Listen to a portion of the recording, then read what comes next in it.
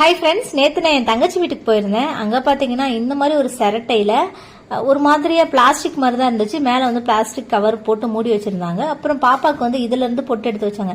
என்னடா இதுன்னு போய் கேட்டா வேங்க பொட்டுன்னு சொன்னாங்க. இதுக்கு முன்னாடி நான் இந்த மாதிரி பார்த்ததே கிடையாது.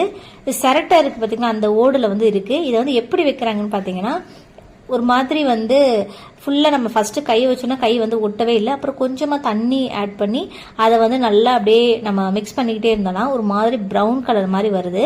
உங்களுக்கு எந்த அளவுக்கு திக்னஸ் வேணுமோ அந்த அளவுக்கு நம்ம கொஞ்சம் வந்து நம்ம நல்லா வந்து கையை வச்சு ரொட்டேட் பண்ணிகிட்டே இருக்கணும்.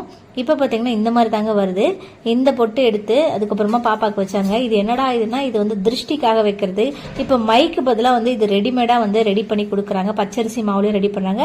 அடுத்து கருவேல மரத்தோட பட்டையில ரெடி பண்ணாங்கன்னு சொன்னாங்க. நானும் சரி வச்சு ட்ரை பண்ணலாமே சொல்லி வச்சேன். ஆனால் ரொம்ப டார்க்காக மை மாதிரி இல்லை, ப்ரௌன் கலரில் இருக்குது. உங்களுக்கு இன்னும் திக்னஸ் வேணும்னா நம்ம தண்ணி போட்டு நல்லா மிக்ஸ் பண்ணிக்கலாம்.